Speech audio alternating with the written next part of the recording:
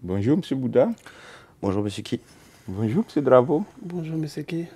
Alors, la situation sécuritaire dans la région du Sahel en général et au Burkina Faso en particulier s'est fortement dégradée ces derniers temps, on le constate.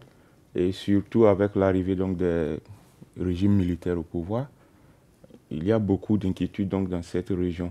Et on constate également que, arrimé donc à ce phénomène de militaire au pouvoir, on constate la montée croissante donc de fake news, de désinformation donc dans cette zone.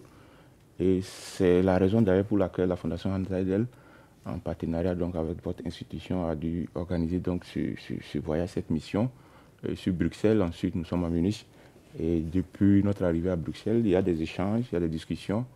Et nous sommes ici donc pour échanger sur un certain nombre de questions, un certain nombre de points, pour avoir vos impressions et aussi pour comprendre donc ce que vous avez pris en termes de bagages, en termes de connaissances, donc dans le cadre de ce voyage.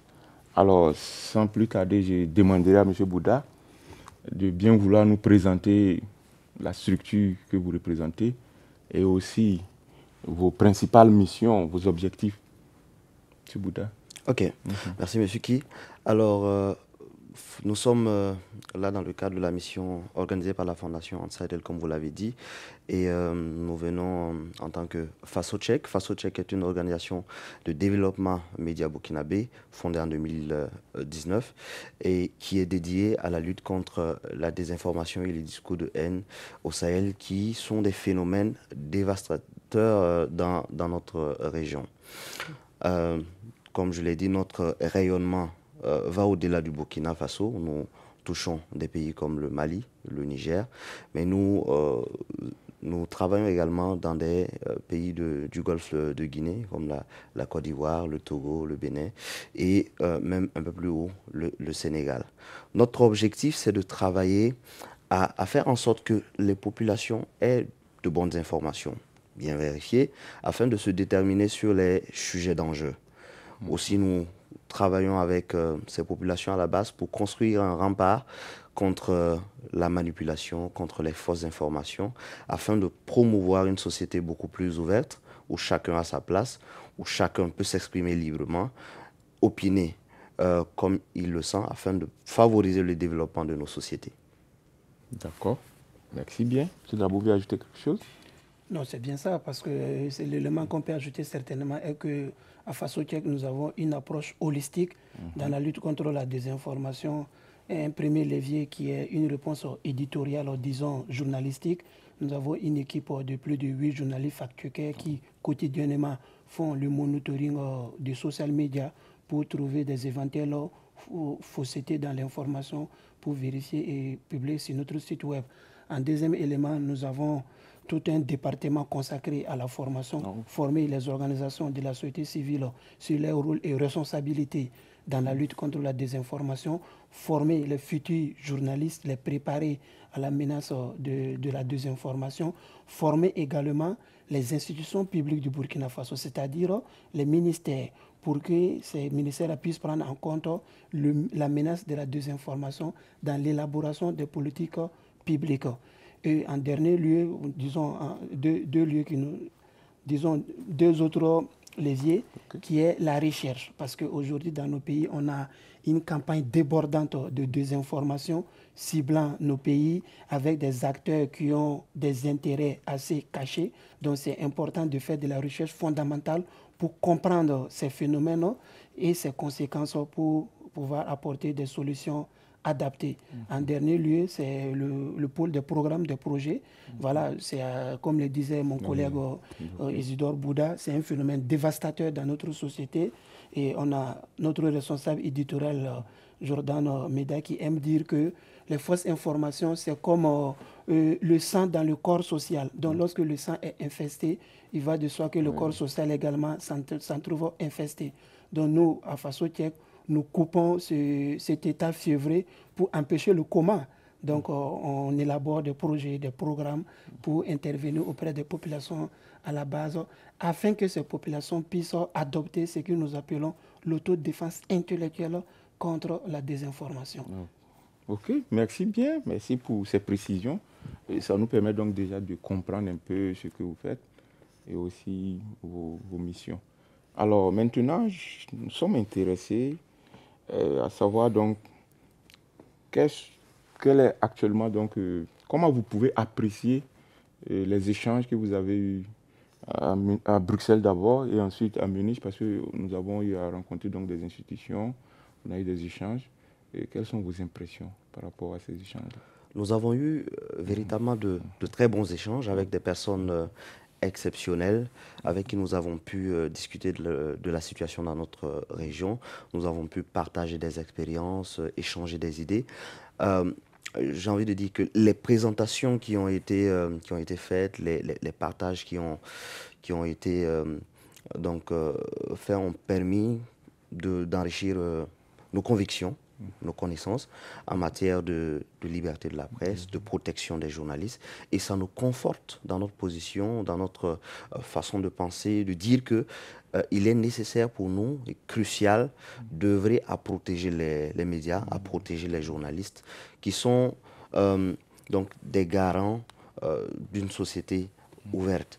Et nous avons eu de nouvelles idées que nous allons travailler à mettre en œuvre qui permettront de mieux protéger la liberté de presse, la liberté d'expression et protéger également les professionnels des médias qui œuvrent au quotidien à informer les populations pour qu'elles soient véritablement au courant des enjeux actuels.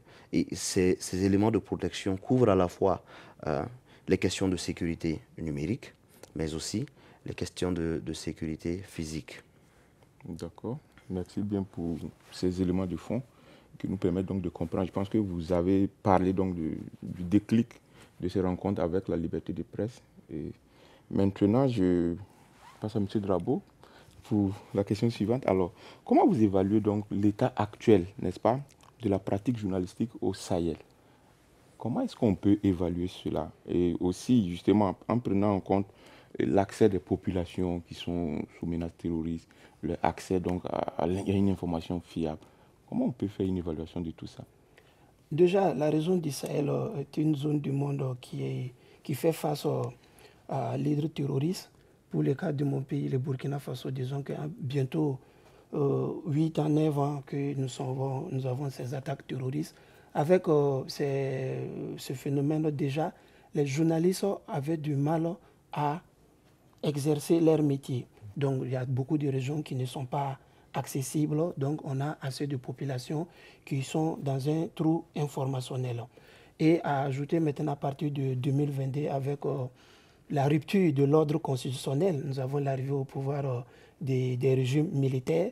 Et ces régimes militaires ont impulsé une volonté de limiter la liberté de la presse, pour ne pas dire même arrêter la liberté de la presse. Donc aujourd'hui, les journalistes, les médias en tout cas, ont du mal à exercer leur métier.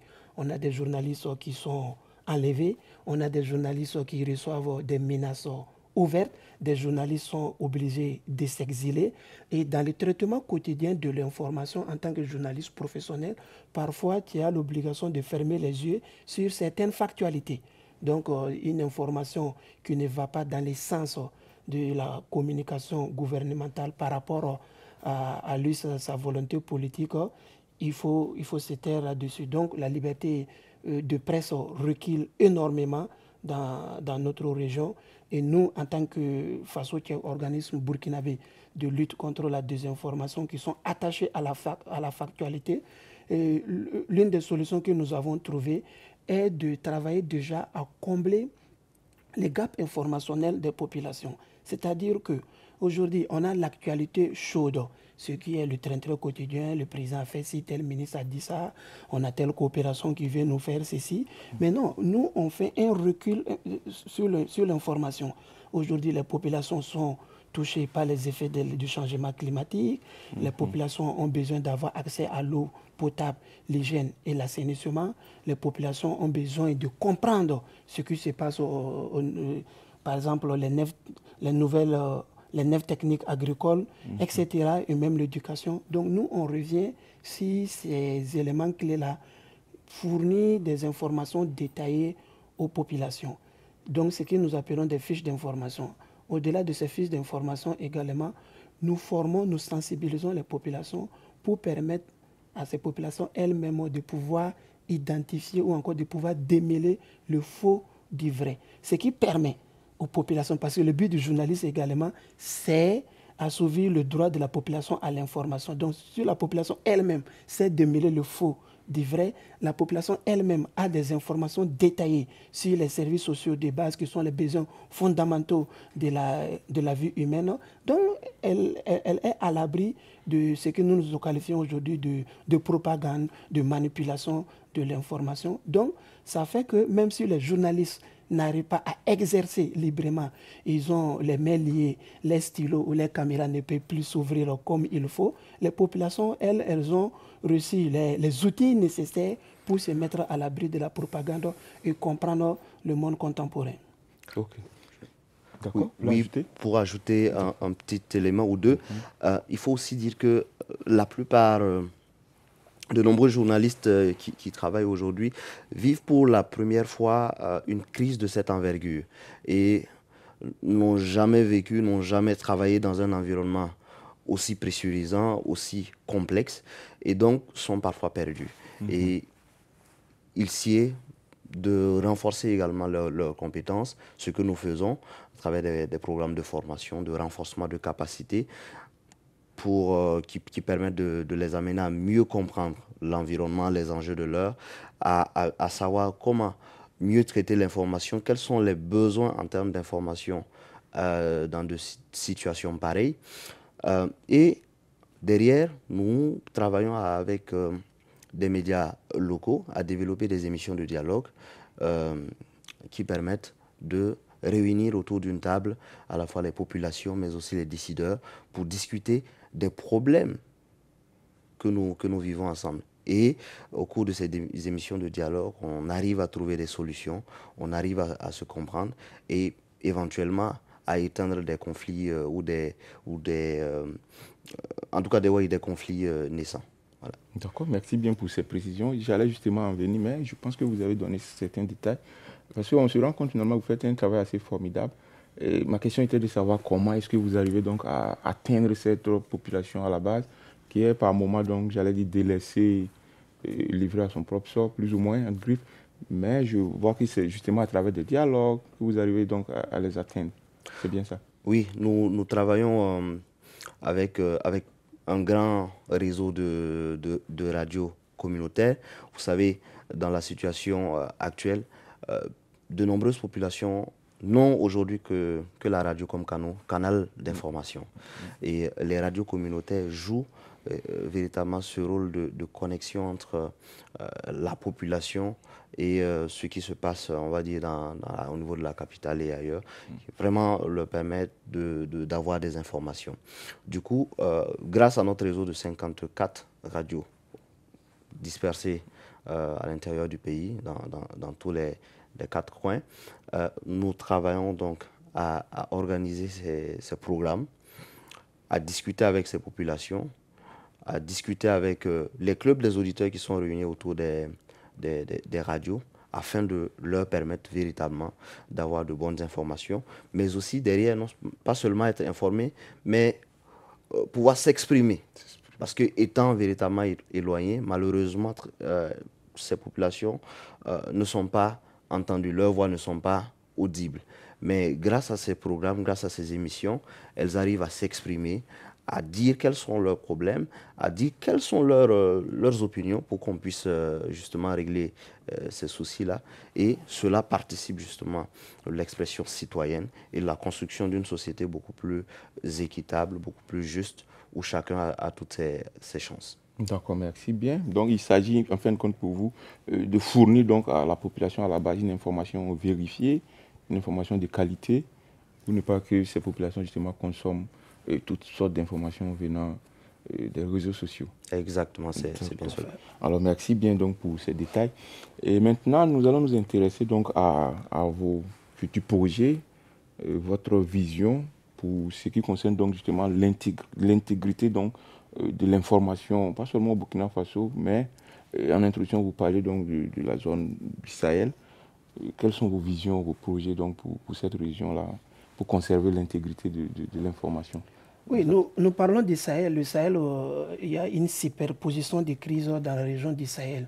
Et dans cette superposition de crises, nous disons que la première des crises est celle de l'information. Donc, à l'issue de cette mission ici à Bruxelles et à Munich, nous avons, dans une urgence pressante, c'est-à-dire dès les prochains mois, est d'opérationnaliser un studio multimédia fonctionnel. Et au niveau de ce studio multimédia, le but est d'intensifier notre intervention dans la lutte contre la désinformation. J'explique. Parce que dans nos pays, encore au Mali et au Niger, la désinformation touche plus les populations à la base. Et cette désinformation circule en langue locale à travers des sports audio et vidéo dans les messageries sociales, etc. Donc nous, à FASOTEC, nous disons que l'une des meilleures manières de lutter contre la désinformation, c'est d'emprunter le même chemin que les désinformateurs. D'où je dis que dans les mois à venir, c'est d'opérationnaliser ce studio multimédia où nous avons également nos jeunes journalistes reporters d'images, nos jeunes journalistes spécialisés sur les métiers du digital qui vont également produire des contenus multimédia, audio, de contenus multimédia adaptés dans les principales langues locales de nos pays que nous allons également diffuser sur les médias sociaux et qui seront également relayés au niveau des radios communautaires, une manière pour nous de couper court à cette désinformation. Et deuxième élément qui est un projet qui nous tient vraiment à cœur, c'est le Sahel Media Lab. Voilà, je disais tantôt que la première des crises est celle de l'information. Donc nous trouvons qu'il faut exploiter le potentiel des médias pour résoudre cette crise de manière structurelle. Donc le Sahel Media Lab, ça sera un centre de compétences installé quelque part au Sahel, je peux dire à Ouagadougou, voilà, où nous faisons venir des jeunes journalistes des différents pays du Sahel et même des pays côtiers de l'Afrique de l'Ouest pour les donner les clés du métier de l'information, du métier du cinéma, voilà, tout ce qui est dans la grande famille des industries créatives.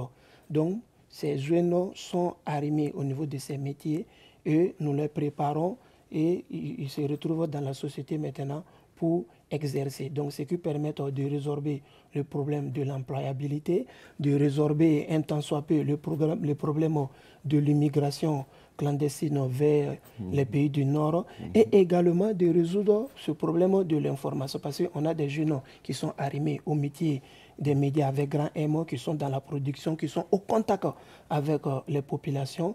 Donc c'est comme par nous, avec nous-mêmes pour résoudre nos problèmes. Je pense que mon collègue est là, il pourra en ajouter d'autres détails. Oui, c'est exactement cela.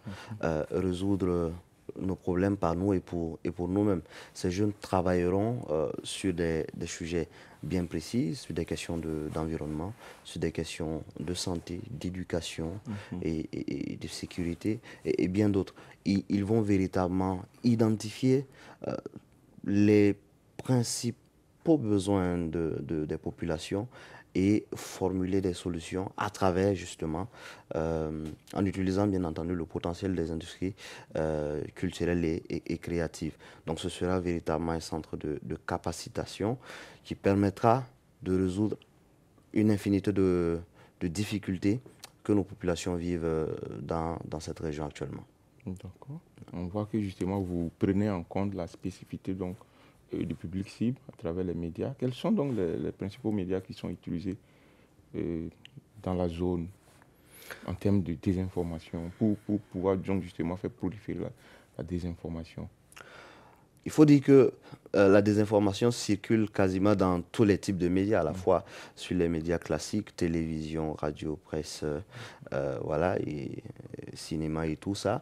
Mais de plus en plus, les réseaux sociaux sont des canaux privilégiés pour faire passer les faux contenus, mais aussi du discours de haine.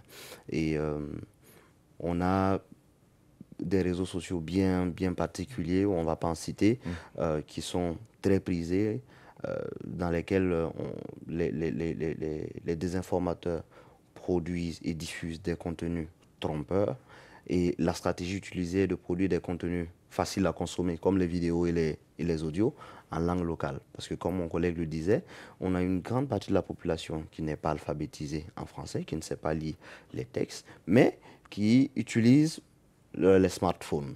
Alors, une vidéo qu'on reçoit, un audio qu'on reçoit, on sait quand même l'ouvrir, on sait quand même l'écouter et on sait aussi en envoyer. Donc, c'est devenu un canal privilégié pour ceux qui diffusent des fausses informations, pour manipuler et tromper le maximum de population. Donc, dans la stratégie de lutte contre toute cette désinformation, nous allons travailler également à utiliser ces canaux-là, à utiliser les langues locales, à créer des formats light qui permettront aux populations d'avoir de l'information de qualité pour pouvoir mieux se déterminer sur les sujets qui les concernent. D'accord, merci bien, M. Bouddha. On voit justement que vous avez une vision assez intéressante pour contrer donc la désinformation. Mais ici, nous nous intéressons donc aux perspectives que vous envisagez donc avec les institutions de l'Union européenne, parce que nous avons été à Bruxelles, ensuite nous sommes à Munich. Est-ce qu'il y a des perspectives qui se dégagent? Y a-t-il des perspectives de collaboration donc avec des institutions européennes? Et si oui, comment est-ce que vous pouvez donc... Au cours de ces 5 jours, je dirais que nous sortons d'une mission très fructueuse. Voilà, nous avons eu des échanges avec des institutions spécialisées sur la lutte contre la désinformation. Je donne l'exemple du Digital Intelligence for Democracy, qui est une institution, qui est une organisation qui est également engagée dans la lutte contre la désinformation en exploitant toutes les opportunités que le numérique nous offre aujourd'hui. Donc, avec cette organisation, nous avons des échanges très avancés qui est disposé à mettre à notre disposition leurs outils d'observation des campagnes coordonnées de désinformation à travers le monde. Un peu de détails, c'est-à-dire aujourd'hui que dans nos pays, nous avons des opérations de manipulation de l'information avec interférences étrangères. Et ces opérations de manipulation de l'information sont tellement bien structurées qu'il faut aujourd'hui des outils assez bien poussés et des normes pour pouvoir les identifier, les exposer et les déconstruire. Donc, sur le cadre international, nous avons le framework de Disarm qui est accompagné également d'un autre concept qui est ABCDE. Et nous, ces outils coûtent très cher et c'est des formations qui coûtent très cher. Mais cette organisation que nous avons rencontrée grâce à cette mission est disposée à nous accompagner pour mettre ces outils à notre disposition et nous apporter du mentorat assisté sur un long temps. Également, on a eu des échanges avec des membres du Parlement européen. On a discuté de ce que nous appelons aujourd'hui d'une innovation majeure en termes de législation, en termes de législation sur le phénomène de la désinformation, qui est le Digital Service Act. Voilà, que l'Union européenne a mis en place. Et nous, nos pays, nous en avons énormément besoin aujourd'hui lorsque on observe tous les effets géopolitiques de la désinformation. Donc, avec ces membres du Parlement, on en a beaucoup discuté et il y a des pistes de collaboration qui sont ouvertes avec le département de l'Union européenne qui est spécialisé sur le Sahel. Ce département a même mis en place un task force de lutte contre la désinformation au Sahel. Donc, nous, en tant qu'organisme local, maîtrisant mieux le contexte local, donc on peut se mettre ensemble dans une démarche concertée pour apporter des réponses adaptées au phénomène de la désinformation qui touche aujourd'hui le modèle démocratique, qui touche aujourd'hui les libertés et remet en cause toutes nos foi en termes de gouvernance. Oui. C'est bon. Oui, bon, c'est le lieu pour moi de véritablement remercier la Fondation Ansadel pour l'excellente organisation de cette mission qui nous a véritablement permis de rencontrer plusieurs organisations, plusieurs institutions et de pouvoir discuter afin de parvenir à à des pistes de collaboration, à des synergies, à des possibilités de synergie, afin d'avoir beaucoup d'impact dans nos actions. Et toutes ces synergies que nous avons pu trouver ici, qui vont se matérialiser certainement par des collaborations sur le plan technique, voilà, sur le plan du partage de ressources, de connaissances, nous permettront véritablement d'atteindre nos objectifs qui sont véritablement de permettre aux populations d'être mieux informées et de pouvoir mieux s'engager dans la vie de nos pays. Ok, merci bien donc M. Bouda. Alors, je pense que nous sommes au terme donc de cet entretien. Ce fut un réel plaisir pour nous de partager donc ce moment et ça nous a permis aussi de comprendre beaucoup de choses. Et on peut retenir que la désinformation est loin d'être considérée comme un phénomène banal parce qu'il parle tantôt de logistique, des matériels de pointe qui sont donc conçus pour contrecarrer donc ce phénomène. Merci beaucoup à vous, M. Bouda. Merci, M. Drabo. Merci beaucoup. Ce fut un réel plaisir. Merci à tout le monde. Merci.